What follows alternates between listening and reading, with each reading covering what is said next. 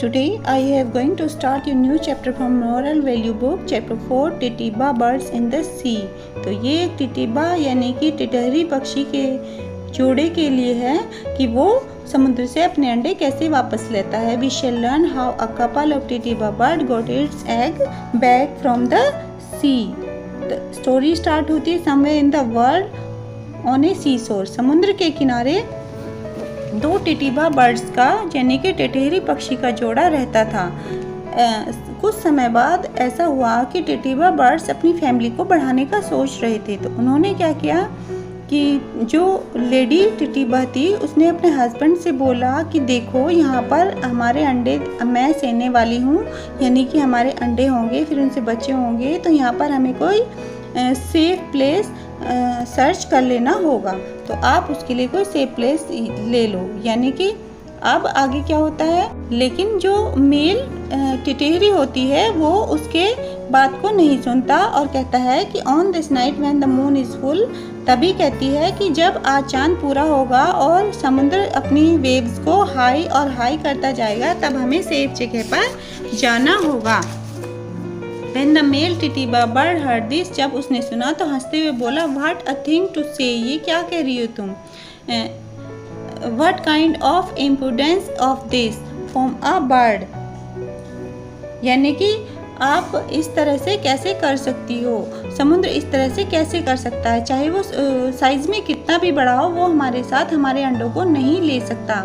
One day shortly afterward when the bird had fled off the search of the food, तो समुद्र ने क्या सोचा कि ये मेरा इस तरह से अपमान कैसे कर सकते हैं, मैं इतना बड़ा हूँ और ये छोटे पक्षी हैं। तो जैसे ही वो बर्ड्स गए हुए थे समुद्र से दूर अपने अंडों को छोड़कर, तो वो खाना खाने के लिए सर्चिंग में गए हुए थे, तो समुद्र ने क्या किया, उनके अंडों को वहाँ से हटा लिया कि अब देखता हूँ कि ये क्या करते हैं।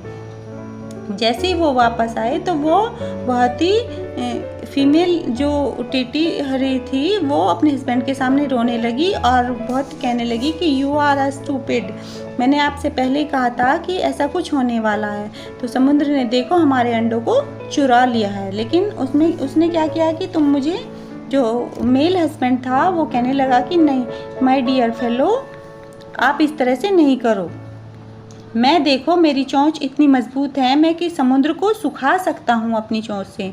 सेड हिज वाइफ, लेकिन वाइफ ने कहा हाउ कुड यू सक up the see when the reverse like Indus and Ganga along with hundreds of other river flow into it, इतनी सारी नदियाँ जो होती हैं वो इसमें बह रही हैं, तुम इसे कैसे सुखा सकते हो। लेकिन टिटिबा स्टार्ट हो गया और उसने कहा कि मैं इसे सुखा दूंगा, यानी कि समुद्र को सुखा दूंगा। वो दिन रात लगा रहा, लेकिन तभी वहाँ एक आदमी आया, उसने कहा कि तुम ऐसे नहीं कर सकते, तुम्हें अपने सभी बर्ड्स को अपने साथ बुला लेना चाहिए, तभी तुम मिलकर ये काम कर सकते हो। तो उसने अपने सभी दोस्तों को बुलाया और उसे सुखाना स्टार्ट कर दिया, लेकिन उससे भी कुछ काम नहीं बना। तो वो सब अपने इकट्ठे होकर किंग गरुड़ा के पास गए, जो कि हिंदू मैथोलॉजी में गरुड़ा सभी बर्ड्स का जो किंग होता है, जो कि लॉर्ड विष्णु का वाहन कहा जाता है। If he gets angry the people have been insulted, तो वो सब इंसल्टेड हो गए, तो वो गए सब गरुड़ पक्षी के पास। The bird went to him with glum faces and tear in their eyes, तो अपनी आंखों में आंसू भरे हुए उदास चेहरों से गए और राजा से कहने लगे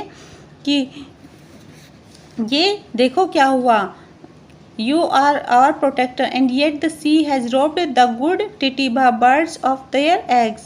तो उसने अच्छे टिटहरी पक्षी के अंडे चुरा लिए हैं। तो इस तरह से क्या होगा, if the sort of things continue, ये छोटी छोटी बातें होती रही, one day our whole race will be destroyed, तो हमारी पूरी जनजाति एक दिन ख़त्म हो जाएगी। अभी जो हम गॉड गरुड़ा थे उन्होंने ये सब बातें सोची और कहने लगे These birds are right, I will go and dry up the sea, मैं समुद्र को सुखा देता हूँ। ऐसा वो करके वहाँ से चल, तभी वो लॉर्ड विष्णु के पास गए, यानी कि जो गरुड़ पक्षी थे वो अपने भगवान मास्टर के पास जाकर कहने लगे कि आपकी जो आराम करने की जगह है समुद्र, उसने हमारे टिटहरी पक्षी के अंडे चुरा लिए हैं, आप उनसे वो वापस दिलवाओ, ये हमारा बहुत बड़ा अपमान। Vishnu had the finished speaking, he reprimanded the sea and taking thunderbolts in his hand, तो अपने हाथ में बहुत भयानक ही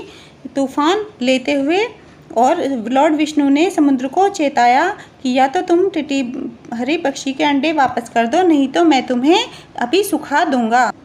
इतना सुनते ही समुद्र बहुत डर गया और उसने अंडे टिटहरी के वापस कर दिए, उसे और उसकी वाइफ को। तो हमारे टीचिंग फैक्ट्स ये है, स्टोरी मोरल ये कहता है कि do not under estimate the power of the time it. तो हमें किसी की भी जो पावर को अंडर एस्टिमेट नहीं करना चाहिए, हमेशा सभी का सहयोग करना चाहिए, कोई छोटा या बड़ा नहीं होता।